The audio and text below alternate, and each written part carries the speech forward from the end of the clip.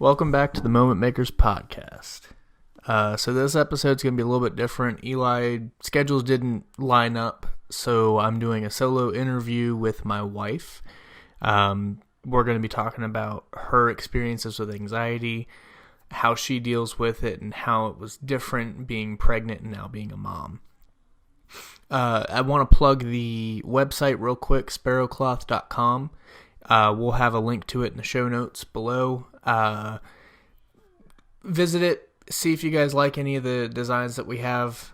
Portion of the proceeds and of the profits we make throughout the year are going to go to different charities. We want to do cool things in the future with the company, with the brand, with everything we're doing, to help support and bring hope to people and kind of shed light on the conversation of mental health and making that more of a normalized thing.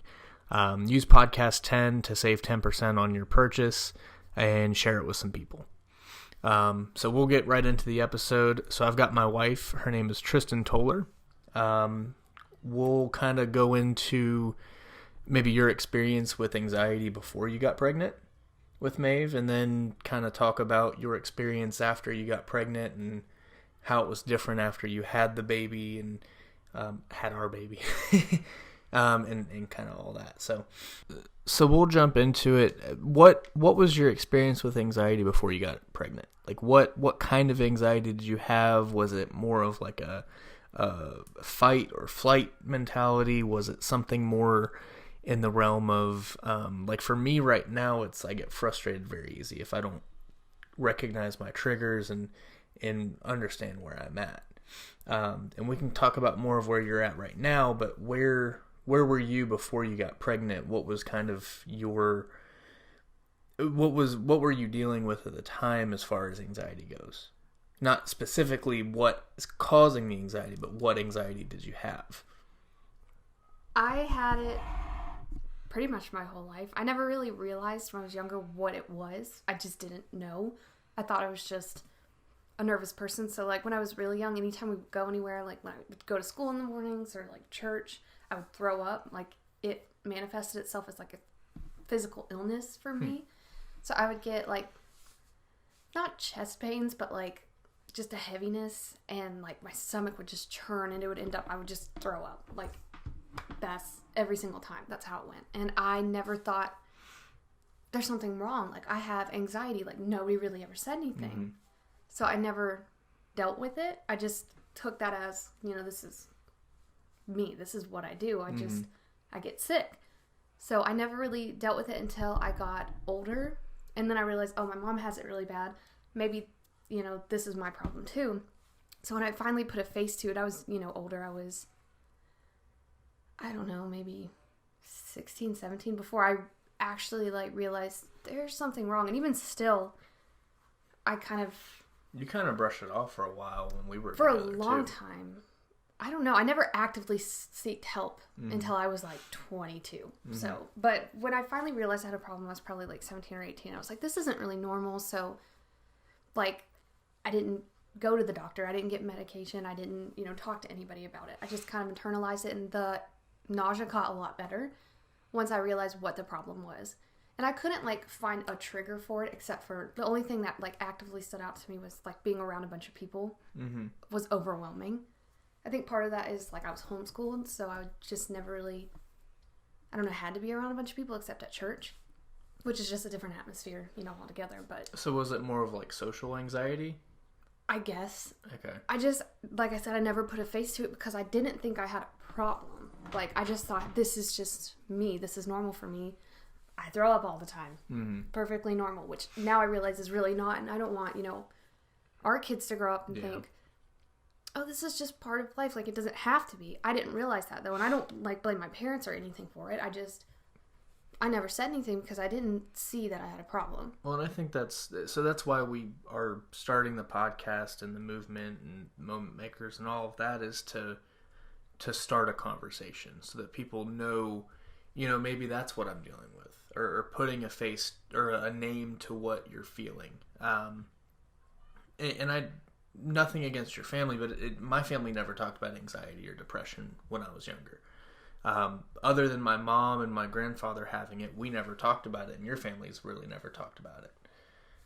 It's not something that's a common conversation in families, especially with children growing up, because the thought process is, oh, well, you're just a kid. What could you be dealing with that's so bad? Right, and that's what I thought. I was like, I'm 8 years old. What do I have to be sick about? Like, but it didn't matter. It was the fact, oh, we're going to Walmart. We're going to be out.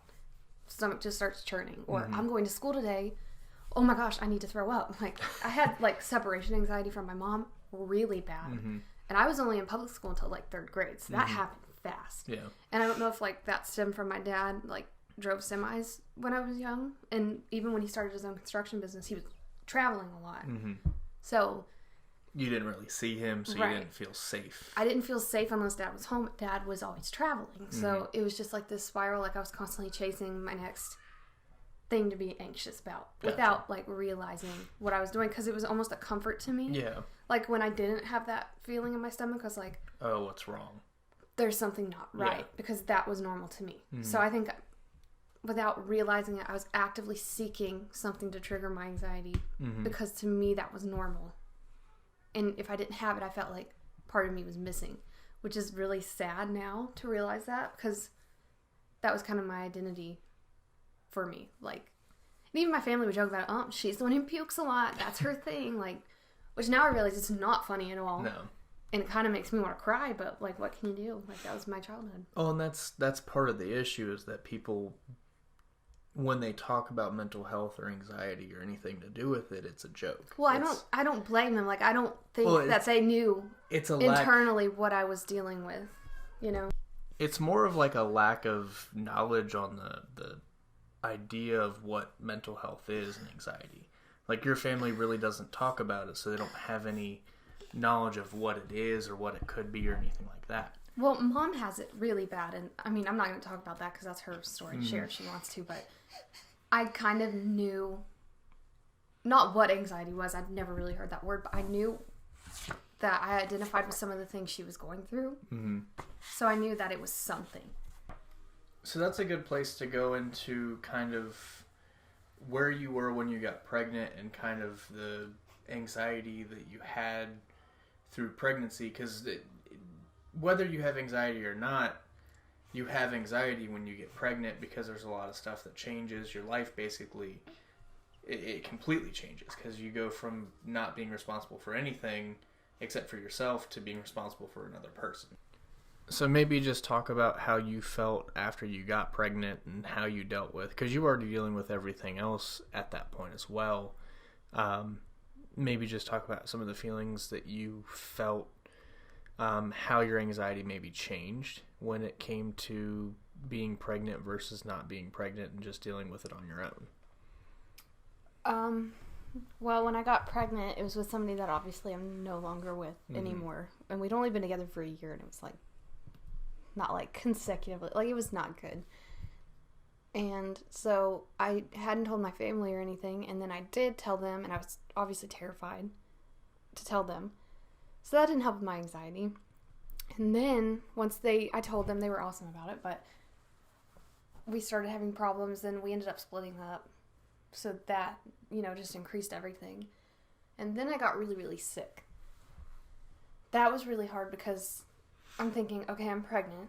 I'm going to have a baby. And at that point, it hadn't really even settled in, I don't think, because it was really early in. I don't know. You just don't really think about it that early on, especially with your first. And then I got really, really sick, and I couldn't work anymore. Like, I could not work. I was throwing up in a trash can at work, and I couldn't do it. Like, I was horribly sick through the entire pregnancy. And then there was a situation at home, and I ended up moving in with Zoe, my sister.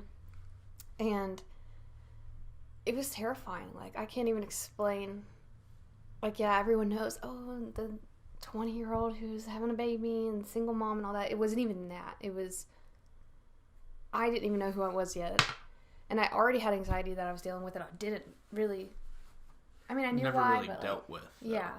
And so I'm dealing with all that, moved in with Zoe and Tyler, started a brand new job, and then I started talking to somebody who I had been in a relationship with before. It was awful. I was treated very poorly. I'm not going to, go into that very much, but that didn't help with anything.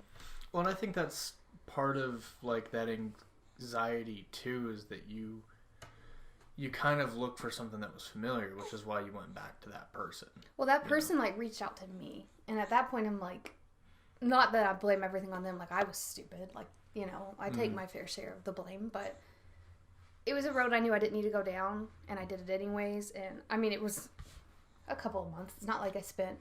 Well, it could have been a lot worse than it was. Right, but then you have that guilt. Now I'm like, okay, well, I already have this anxiety and guilt of like everything else that's going on, and now I'm thinking, I had somebody tell me, oh, nobody's ever going to want to be with you because you're having someone else's baby. And it's not that being with somebody else is like the end goal, but I'm like feeling so bad about myself at this point. Like, I felt like I can't even explain. It's so hard to put into words because I've never tried to before. And that's kind of always been my problem. Like, when I first started going to therapy finally, I didn't know how to explain it to him, and I felt stupid, and I just kind of wanted to cry. But it's hard to put it into words when you've never had to before because nobody's ever really asked you.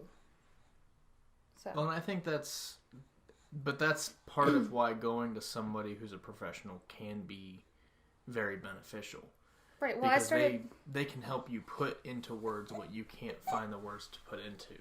Well, I started talking to you, and then so I had the baby. Brennan and I got married, which is really quick, but I mean, it's 2.5 years later, and we're happy. So a lot of people don't get it. But we also knew each other for like 10 years before we started dating. 8 years. So, but still, it was a long time that we'd known each other and built a relationship, and it was one of those things. It's not like we just met each other and we got married within a year. Right. And not that I even care, like that I really couldn't care less, but I just had all these things that were eating me alive pretty much and not really putting a name to them, and it's overwhelming. And I was like, I can't bring a baby into this. Like, how am I going to teach this person to be a human when I can't even function like one? So then we got together, and it helped a lot. We had a rough patch, and that sucked, but then we got through that, and then I felt like we were finally doing good. I mean, we were like struggling financially, but that's a whole nother story. So then I had Maeve, and I was dealing with, you know, custody and all that scary stuff. Anxiety just through the roof. The custody thing was the biggest part because it wasn't a thing until she was born, and then it became Well, no, it was a fight the whole time I was pregnant. And I just lost myself. Like, I dug myself into the deepest pit that I thought I'd never come out of. I was isolated, even though I had people around me all the time. Without wanting to leave this world, didn't want to be involved in it. It was so horrible. Like, I could not imagine raising Maeve under that mentality anymore. It's so scary at this point, especially now that I'm able to say, you know, you had a problem. You still do. Like, I still struggle with anxiety, obviously. But I've got ways to cope with it now. Because I don't think that's ever something you get rid of. Well, and I've talked about that in previous episodes. It's more something that you just kind of find the way that you deal with it, the tools that you use to cope with it. It's not something you really ever get over or overcome. You just get better at dealing with it. So, well, I started babysitting, and you kind of felt like you had more of a purpose at that point. Well, it's not even that. It's just like being somewhere alone. I had time to think because it was just a 3-month-old that I was watching, and I actually started watching him when I was still pregnant with Maeve. So I started watching him again after I had her, and one day I was just sitting. I was doing school online, so I was doing some of my homework, and I got that pain in my chest again. I was like, oh my gosh, that's back. Like, and I kind of knew what it was, but at the same time, I was like making excuses for it because I didn't want to have to, you know, jump through hoops and do all this. And I had also convinced myself that if people found out I had anxiety and stuff, that they would take Maeve from me because that meant I was crazy, which is crazy to think that now, but at the time, like, I didn't have anyone to tell me that wasn't a thing, or at least in a polite way that wasn't a thing. So I just kept dealing with that, and then that feeling of laying on the floor like, I can't breathe, and I don't know if I'm going to be able to get up. That's when I was like, I cannot have a kid and feel like that every single day. So I went to the doctor, and I was like, I think I have stomach ulcers. Like, there's something wrong with me. The reason I'm sick every day, the reason I feel like overwhelmed every day, I think that I'm sick. Like, there's something physically wrong with me. I still couldn't accept that I had, like, an anxiety problem. So they do all kinds of tests. I'm in and out of the hospital for, months? And then finally they were like, let's do a scope and see if you have ulcers. No ulcers. And then a nurse was like, I think you just have really severe anxiety. And I was like, yeah, probably, but it's fine. So me and the doctor were like, oh, well, we'll just, monitor it and not do anything about it right now. So I kept dealing with it over and over again. And then finally I called a nurse after I had that day where I laid on the floor like, this is it. I can't feel it anymore. Mm-hmm. I called a nurse and I was like, I need to see the doctor. I can't do it. I'm done. Cannot do this anymore. And that's when I started getting on medicine and forcing myself to realize that I have a problem. I started therapy, and that helped a lot.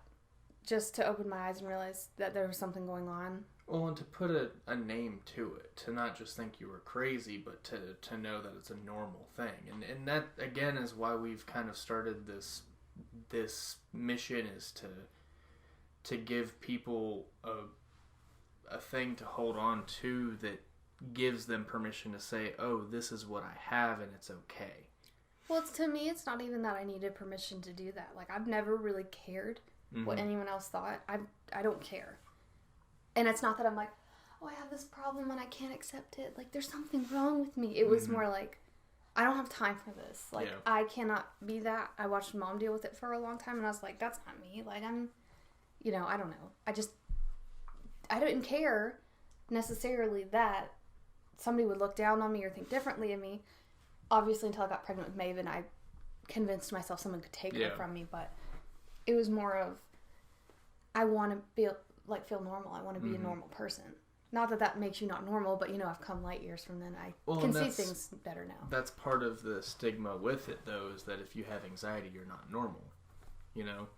Like that's part of the issue with the culture we live in, is that you can't have anxiety and be a normal functioning part of society. But the reality is, I can't imagine a world where people don't have it. Well, the reality is that everybody does to some degree. It's just a level of how you manage it and where you are with it, and if you accept it. Because once you accept that you have it, you can choose. You can find different tools and ways of dealing with it and coping with it and kind of getting past it. But if you don't recognize what it is, you're just kind of crippled by it. Well, the biggest thing that helped me... Yeah, I was. It was horrible. And, the biggest thing that helped me, it wasn't taking medicine, it wasn't seeing a therapist or anything. It was I realized in this moment, I'm overwhelmed. I need to take a deep breath. And that sounds so stupid, but, deep breathing was the only thing that got me through some of the worst times that I've been through so far. And I still do that all the time. I get overwhelmed and I'm like, okay, just breathe. Take a minute to not even think about anything at all. Just to focus on your breathing. Yeah. And that helps so much. And then getting back in the gym helps a lot. And, of course, all these migraines and stuff that I've been dealing with make it difficult to actively seek out things that do help me. But when I push through that, that gives me even more confidence. Because I'm I had a migraine, but I still went to the gym today. And I did something that made me feel better. And I'm taking care of my 2 kids and keeping them... I know. And keeping them alive. And that's something to be proud of. How was it, since Rosie wanted to jump in there, how was it the second time having a kid and the anxiety with it? Did you feel more confident in what you were doing? No. Was it less? No, it's not that I wasn't confident. It's just, the first time I had no idea what I was doing. That didn't scare me. What scared me was dealing with the custody. Gotcha. Because I was clueless and had no idea what I was doing. Well, the second time I didn't have that, because, we were married. We had been married for a year. And we kind of had it together. We knew what we were doing. But at the same time, it brought a whole new, issue. How am I going to take care of 2 kids by myself? I got that depression again. And I don't say that lightly. I mean, I was... postpartum depression is so much more intense than I ever dreamed that it would be. And I thought I was perfectly fine for a month after I had Maeve. And then it hit me so hard. And I went to the doctor and I was like, what is this and why do I have it?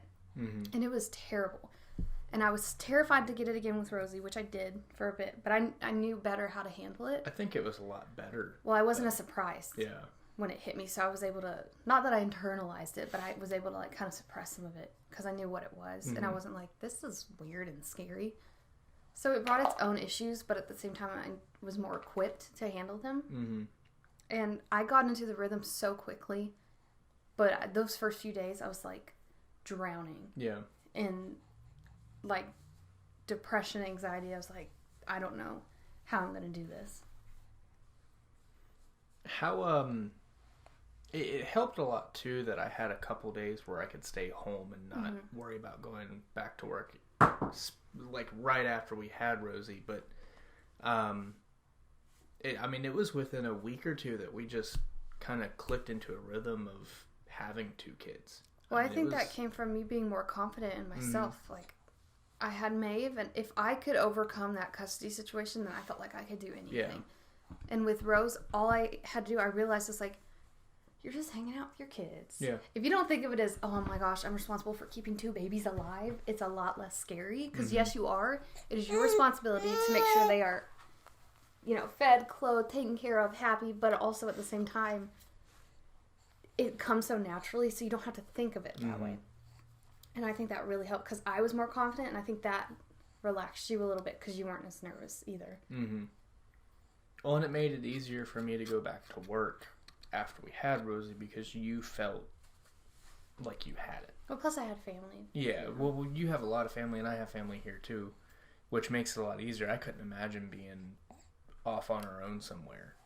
But that wasn't like the magic ticket to make me... Yeah. Not normal, but I don't know. I still have it, and I'm not on my medicine anymore, which is fine. Like, you don't have to have it to make yourself feel better, but just the way I got off of it was not smart. I just stopped taking it, which I would not recommend at all. I would go to your doctor and say, hey, I'm kind of thinking I want to wean off of this, but I didn't do that. I just quit, and it spiraled me so severely and so quickly. I would never do that again. So I'm even scared to get back on it because I'm not consistent with taking medicine, and I'm scared that I'll just keep messing. Kind of cycling. Right. So I'm like learning other ways. Like the gym has been a huge help. Which I'm a huge advocate for. Right. That's really where my side of it comes into play, where Eli's more clinical. Yeah, it's not even just exercise. It's like I'm doing something. I'm forcing myself to get out of the house. But not even just that. It's like anytime a new issue pops up, I'm finding ways myself to overcome it. And that's given me the confidence to kind of swallow my anxiety a little bit. Yeah. And to move forward because, like, forcing myself to go to the gym overcame, some of my social anxiety to a point. Like, I was, like, sweating bullets being in there by myself for the first time, but I did it. But then these migraines started, and I had to find a whole new way because for a while, I couldn't do that anymore. Yeah. Like, it was so bad, but I couldn't, like, move some days. And so I'm like, okay, the anxiety's coming back. How are you going to deal with it now? But just the fact that I could step back and be like, now you got to find a new way. And that's when I started like working on my breathing and focusing on stuff like that. And another huge thing that helped me was cleaning, which sounds not fun, but I think of it more as like I'm taking chaos and turning it into order, and that clears my head as I do it. The fact that like the girls have clean clothes and they're put away and I know exactly where everything is, it makes me feel good. They've had their baths. I feel good. Like, the house is clean. It just makes me feel good, and it makes me feel like I'm ordering my own head as I'm putting everything in the house in order. There's something psychological there, too, that, like, there's a Navy SEAL, or he's ex-Navy SEAL. His name, it's Jocko Wilkins, or something with that. He's got a bunch of stuff on YouTube where he's been interviewed by a bunch of people where he talks about, waking up at 4 a.m. to go to the gym. Which terrible. To you that sounds terrible. To me, I'm getting up at 4:45 to go to the gym at 5. Well, I'm getting up at 4:45. It's to feed the baby. But he talks about it in the Oh, I know. He talks about it more of in the way that you wake up and you get out of bed, and that's the win. And that win kind of compounds onto the next thing. So if you wake up and then you make your bed, that's 2 wins for the morning. You're already setting yourself up for success. And if you're awake anyway, you might as well go to the gym. So that's another win. So my win is just getting out of bed. Well, for you, your win is getting up super early and going to the gym, and that feels so good to you. And I know that it would feel awesome to me too. But my thing is like mornings are very overwhelming to me, and they have been since I had Maeve because mornings are like, okay, you're awake now, and you have 2 babies to take care of the whole day. You scared it. So that's very scary for me, and it's still something I'm trying to get used to. And so I have found that the way I cope with mornings is to take them slowly. Yeah. Because the rest of the day, it's rush. Gotta get them breakfast, gotta make lunch, gotta get her nap, gotta, go to her class and like do whatever we need to do.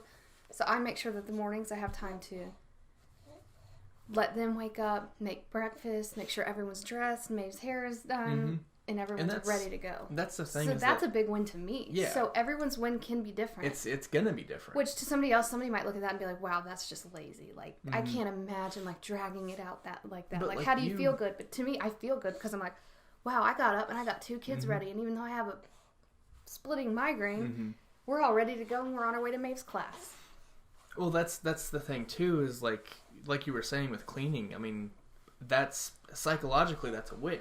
Right. Because you take a chaos and you make it into organization and order. Well, everyone's win can be different. Yeah. And I think that's so important for people to realize. Like, I might not be, like I started nursing school and decided I'd rather be at home. Yep. I might not be in nursing school right now, but to me, being home with the girls is a win. Mm-hmm. And you can't look down on somebody else's win because, like, who are we to do that to somebody? Well, that's the thing. Like, everyone's different. Like, that's the thing with diet and exercise, too, is that everyone's diet's going to be different. Not one diet is specific for all people. It's not a one-size-fits-all. So, something like keto might be perfect for me. Something like keto is terrible for you. Yeah. You hated it. It's not something you can stick to. It made my migraines even worse. And that's the thing. Like, everything's different for everybody. Like, things that are high in nitrates trigger my migraines, but they don't do anything to you but make you feel good. So that's good for you. And that's why, like, kind of saying that and having this outlet for people to listen to and realize, oh, well, I don't have to follow this one person on Instagram and do exactly what they do because they're living their life to the best. And, the thing with Instagram and those types of models and influencers is that, for one, they take 10, 15 years to get to the point they're at. No one wakes up one day and they're like, oh, I'm going to be an influencer. They if they're a fitness influencer, they take 10, 15 years to build their body into what it is, where you think, oh, I can buy this plan and get it in a year or in 6 months or in 3 months. It's not possible. The other thing, too, is that people put the best version of themselves online. You're not going to put your terrible day at work online. You're going to put the weekend that you spent going to the waterfalls in Beartown, or not in Beartown, but you know what I mean, like going on that scenic hike for whatever, and put the best version of that experience out. Well, to backtrack just for a second, something that I really had to learn, like when you were talking about the diet, keto works for you, it didn't work for me. I hated not having dinner together. Like, it drove me nuts because to me it was messing with my order, which is what I had established to make my anxiety controlled. So when we're like on 2 different diets, which it sounds so stupid saying it, but to me that was a big deal for some reason. And so one thing I'm trying to realize is, like, I can't be selfish just because I'm trying to figure out what helps with my anxiety. Like, you still have to be able to adapt, because it's not just about me. And I can't force you to be on a different diet just because it's messing with my plan for the day. Like, you have to be able to adapt. Like, okay, this plan isn't working. Let's adapt, because you have a family or you have friends that you also need to accommodate. Not that you shouldn't worry about yourself, but I can't be selfish and only worry about me. That's kind of the dance of being in a relationship with a partner and having kids and trying to, like, kind of self-care. Because your self-care is also caring for the people that you're around. Me and you have been married for 2.5 years now, and my self-care is different from your self-care, but we have to try and figure out how to do that together. And when I don't... the issue with me is that when I get anxious or I get frustrated, it manifests in a frustration. I get overwhelmed and I get frustrated, and I don't communicate clearly, and that's a problem. It's called arguing. Yours is that you shut down. Right. So we have 2 very different types of anxiety, and we deal with them in 2 completely different ways. I feel like if I don't shut down, that I'm going to fight, and I do not want to fight. So I just, like, I get quiet and I take a minute to think about is it nice? Is it necessary? If not, I'm not going to say it because I don't want to hurt your feelings, but I know if I open my mouth, I'm gonna. So I try to not say anything. And then it's really hard for me because I'm stubborn and I will not be the first person to say something. So I'm trying, not to be that way. And I think I've gotten better at it. Well, and I think both of us have. I would like grit my teeth and I'm like, I'm not apologizing. And I hated that, like that I was that way. But it was almost like my body wouldn't let me. Because it was like, well, you done made a fool of yourself. You better sit there and shut up. And that's hard. But that was me not being very accommodating for the way you deal with things either. And that's the hard part of trying to figure out yourself while also being in a relationship with another person is having that courtesy and that understanding that they're also dealing with the same thing that you're dealing with. And I think we've gotten to a point in our relationship that we're really good about trying to be good about that. Well, it's not every time. It's not going to be every time. Nobody's perfect, but we're a lot better than we were. Nobody's perfect. And kind of talking more about the like self-care side of stuff, like yours is different than mine, but we also try and do the same thing together. Right. So like going like the gym. And I think you've found more of that help through the gym since going. Well, I had to adapt because of these headaches. So I've kind of like backtracked on that, but I'm trying to get back to it. I'm just adapting my workouts to not trigger my migraines, which is hard to find that balance. But no way. Do you want to talk a little bit more on the decision not to pursue nursing school? Because me and Eli have talked about that in an episode. Of me? Yeah. Where like failure is a better teacher than success. And not that you dropping out of nursing school is a failure, but to some people it would be considered that. You suck. Is what you're saying. No. That I was actually so proud of that because that was the first decision that I'd made. That was not based solely on my anxiety. So I went to Concord right before I got pregnant with Maeve, and I quit. I came home because I couldn't handle how overwhelmed I was. And not that I was like, oh, school is hard. It was like, I miss my family. I don't want to be here. I have no reason to be here. I didn't want to do biology. It switched to, was it psychology, I think? And I was like, I don't want to do that either. I had no idea what I wanted to do. I just knew I had like $10,000 in debt already, and I was not willing to accept that. So I was like, I'm just going to come back home and like work somewhere. So I did, which was fine. I'm glad I made that decision. It got me to where I am now. But at the same time, that was a decision that anxiety drove me to. Yeah. But like quitting nursing school, I was so proud of myself for going that weekend, even though I cried when I left. And then I knew the first day, I was like, I don't think I'm passionate about this at this point in my life. And I have so much respect for people who are, but at this point in my life, I was like, I don't think this is for me right now. But I knew it was my first day. I missed the girls. I missed you. And I wasn't ready to let it go yet. Yeah. I wanted to know. So I go back the second day, and I had that same feeling. And we were talking about it, and I was like, I'm going to stick through, I think. I'm here, so I might as well, keep going. And it's only every other weekend. So at that point, it's like, you're not letting it be about anxiety. I'm going to give it one more day to figure out why. Like, what is the reason I'm wanting to leave? I didn't want it to be that my anxiety was winning. So I go back the third day for the weekend, and I liked it. I had a good time. I passed what I needed to do that weekend, and I did good. But I called you on the way home, and I was like, I know, Rosie. I was like, I know in my gut that this is not for me. This is not what I want to do right now. And I knew your first thought would be, oh, you're just going to quit because you missed the girls. But I had already made sure. That's why I went all 3 days. Like, I needed to know for myself that wasn't the reason. And I was so confident in that decision that it was so easy for me to make. And I do not regret it at all. I think I made the right call. I think you did, And too. I don't feel guilty about wanting to be home with them right now.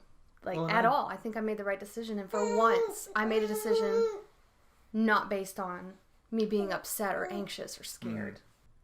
And I think that was a really important thing for you to do. I think you accepting the fact that you got into school and that you were able to join the program, because it was a kind of more select program. Like, only a certain amount of people get in, and you had the opportunity to. So you took that leap.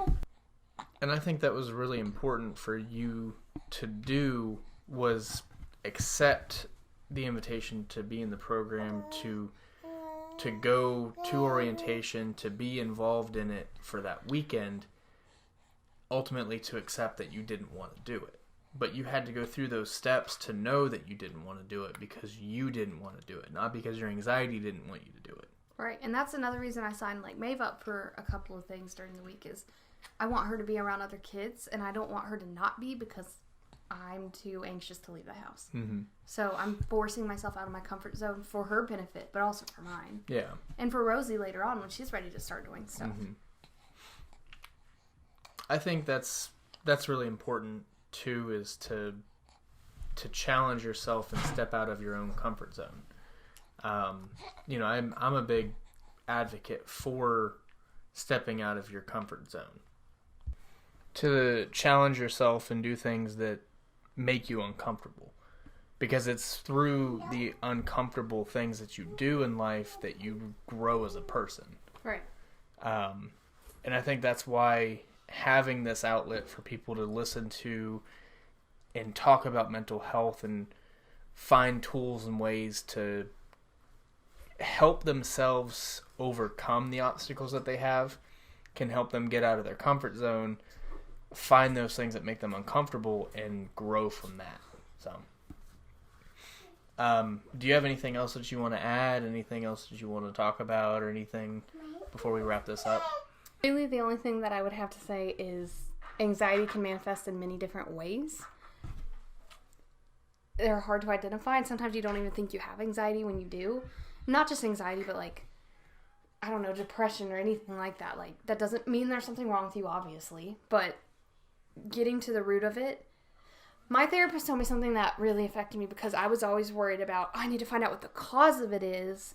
That way I can get to the root of it and get rid of that and I won't feel anxiety anymore. He's like, sometimes, like for example, if you get cut, you're not as worried immediately about what cut you as you are of stopping the bleeding. So focus first on stopping the bleeding, and once your wound is healing, then you can focus on, okay, now what cut me so I can keep myself from doing it again. So that's really the only thing that I'd want anyone to take from that. I like that. That's powerful.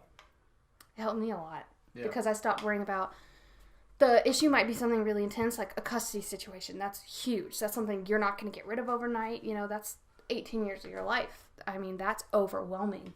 So he said, don't focus on the issue. Stop the bleeding. So I take it day by day, focus on the positive days that I have, and just go from there.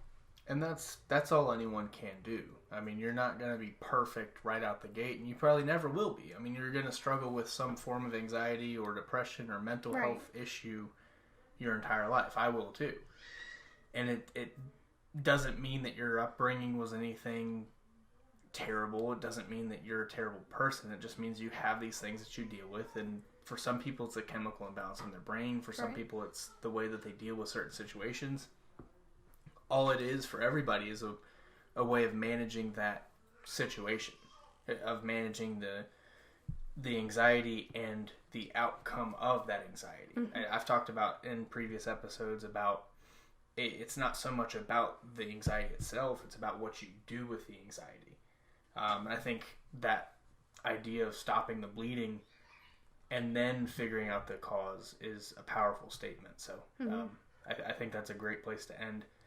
Well, thanks for having me. Yeah, this was a lot different of an episode, but I like the episode, and I'd like to probably have you back on in the future to talk more about your experiences and your opinion and your thoughts. So cool.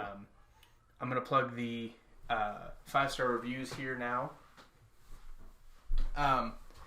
If you go on to the Moment Makers podcast on iTunes and leave a 5-star review with a comment, we'll put you in the running for a free t-shirt. We're going to do one of these every month. We have picked the winner for January. I can't remember the person's name off the top of my head. This was kind of thrown together. But we will have the results of that on next week's episode. So keep an ear out for that. We'll pick a winner and we'll get the information for that person through the next episode. On the website at sperocloth.com, use code podcast10 to save 10% off portion of your purchase does go to help an organization with that idea in mind. I know Trail Evan Arms is one. There's a few others, and then we want to help with the any natural disasters and those kinds of things. And we'll have specific shirts in the future to touch on those issues in the future.